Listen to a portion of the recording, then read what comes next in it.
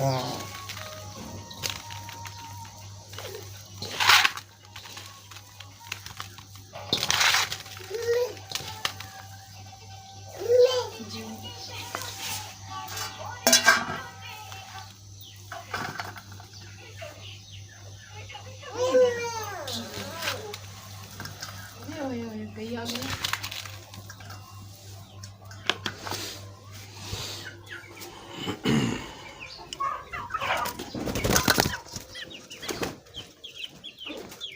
अस्सलाम वालेकुम। की हाल है मेरे तमाम सजना ते बेलियां दा और सुनो सेहतां तबीयतां ठीक न दवाड़ियां ते कैसे शौकदार हैं। मैं सरवर शहजाद ते तुसीं मेरा चैनल वेख रहे सरवर व्लॉग सीन। सब तो पहले रिक्वेस्ट है मेरे चैनल को सब्सक्राइब कर लो, बेल आइकन को प्रेस कर लो कि घर आने वाली वीडियो तो सब तो पहले देखने वास्ते मिलती रहे। जी दोस्तों आ वेख लो, ये रात में मैं सुक्की रोटी भगो दी है ते सुबह ने गली पी है बिल्कुल जड़ा नहीं ज़बरदस्त हुई पी।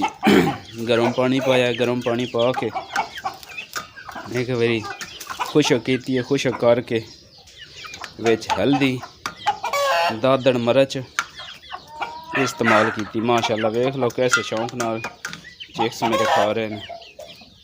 मैं आख्या अपने दोस्तों नाल शेयर कर देवां सुबह सुबह छोटा सारा व्लॉग।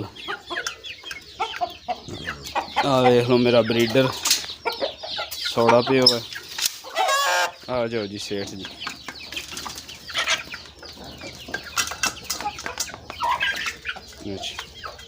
माशाल्लाह जी माशाल्लाह माशाल्लाह दा कमेंट बनता है।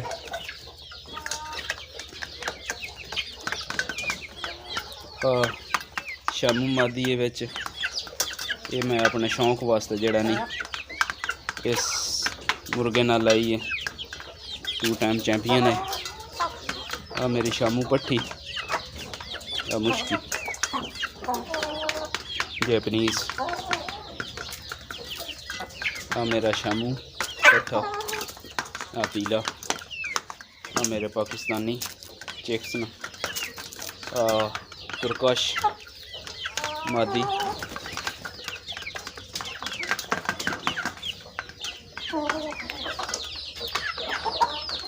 वेख सकते दिया मैं सुबह सुबह सावा इन्होंने वास्ते कुतरे है, कुतर के जड़ा नहीं इन्होंने पाया। वेख सकते दिया मैं जे रात को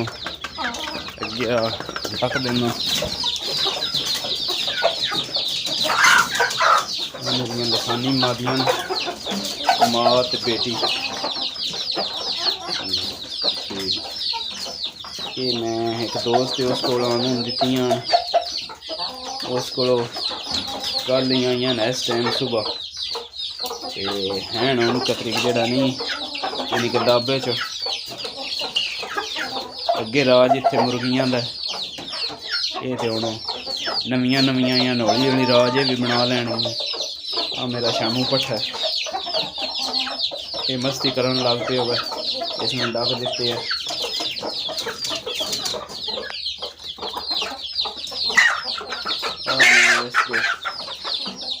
दो चैंपियन दे 2 टाइम चैंपियन है उसके।